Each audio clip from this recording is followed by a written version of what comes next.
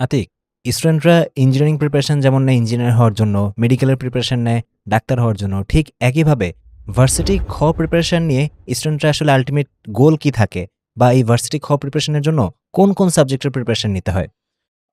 মূলত ভাইয়া এই প্রশ্নটার উত্তর কিন্তু ইউনিটের নামের মধ্যেই আছে।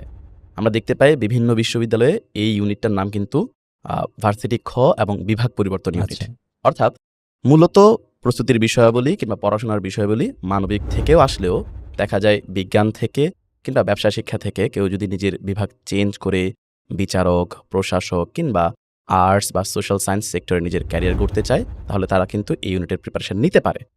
এছাড়া আমরা দেখতে পাই প্রিপারেশন নেওয়ার ক্ষেত্রে তাদের মূলত বাংলা, ইংরেজি এবং জিকে পড়তে হয়। বাংলা এবং ইংরেজি তারা কিন্তু এইচএসসির মধ্যেই ২ টা সাবজেক্ট পড়ে।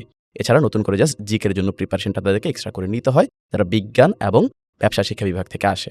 তবে একটা বিষয় একটু বলে রাখা জরুরি, যারা গুচ্ছের মধ্যে পরীক্ষা দিবে, সেখানে কিন্তু যারা বিভাগ পরিবর্তন করে এই ভার্সিটি খ এর প্রিপারেশন নেয়, তাদের একটু লস হয়ে যায়। কিরকম? যখন তাকে গুচ্ছের প্রিপারেশন নিতে হয়, গুচ্ছের পরীক্ষা দিতে হয়, তখন কিন্তু তাকে মানবিকের ইউনিটে পরীক্ষা দেওয়ার সুযোগ থাকে না। সে আচ্ছা। তখন আ যে বিজ্ঞান ইউনিট কিংবা ব্যবসা শিক্ষা ইউনিট যেটা আছে সেখানে পরীক্ষা দিতে হয়। তবে হ্যাঁ, পরীক্ষা দেওয়ার পরে সে যদি চান্স পায় তখন চাইলে কিন্তু তার সাবজেক্ট সুইচ করে তার ইচ্ছামতো মানবিক থেকেও কিন্তু সে সাবজেক্ট পড়তে পারে। আচ্ছা, সো এই ক্ষেত্রে আমি বুঝলাম যেটা যে যারা হচ্ছে যে বিভাগ পরিবর্তন করতে চায়, হুম। ধরি যে আমি হচ্ছে সায়েন্সের স্টুডেন্ট, এখন আমি হচ্ছে যে খ ইউনিটের প্রিপারেশন নিতে চাই। সো তাদের ক্ষেত্রে আসলে চ্যালেঞ্জটা কিরকম? তাদের ক্ষেত্রে চ্যালেঞ্জটা হয় মূলত গিয়ে তারা যখন একাডেমিক প্রিপারেশনটা নেয়, তাদের গ্রুপ সাবজেক্টগুলো যেমন ফিজিক্স, কেমিস্ট্রি, ম্যাথে কিন্তু তাদের মোটামুটি একটা ভালো সময় দিতে হয়। যে কারণে বাংলা, ইংরেজিতে তারা একটু কম সময় দিতে পারে। যেটা পরবর্তীতে অ্যাডমিশন সময়ে গিয়ে তাদের হয়তো কিছু ভুগতে হয়। আবার অনেক শিক্ষার্থী আছে যারা ফিজিক্স, কেমিস্ট্রি, ম্যাথের পাশাপাশি বাংলা, ইংলিশে ভালো গুরুত্ব দেয়। তাদের জন্য কিন্তু এই জায়গাগুলোতে খুব বেশি কষ্ট হয় না।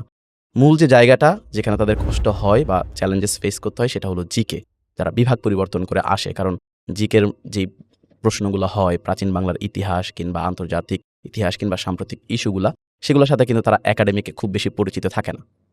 আচ্ছা, তো সেই ক্ষেত্রে আমি যদি বলি যে কোনো স্টুডেন্ট যদি চায় যে সে বিভাগ পরিবর্তন করবে, এজন্য যদি আগে থেকেই মাইন্ডসেটটা ওরকম থাকে, যেমনটা তুমি বললা যে এখানেও কিন্তু বেশ ভালো সাবজেক্ট আছে যে অর্থনীতি, আইন বা আন্তর্জাতিক সম্পর্ক। সো কারো যদি আগে থেকে টার্গেট থাকে যে আমি হয়তো এখন সায়েন্সের স্টুডেন্ট, বাট ফিউচারে আমার ক্যারিয়ার হচ্ছে এদিকে গড়ার ইচ্ছা আছে বা আমি এই বিষয়গুলো আমার কাছে এক্সাইটিং লাগে, এগুলো নিয়ে পড়তে চাই।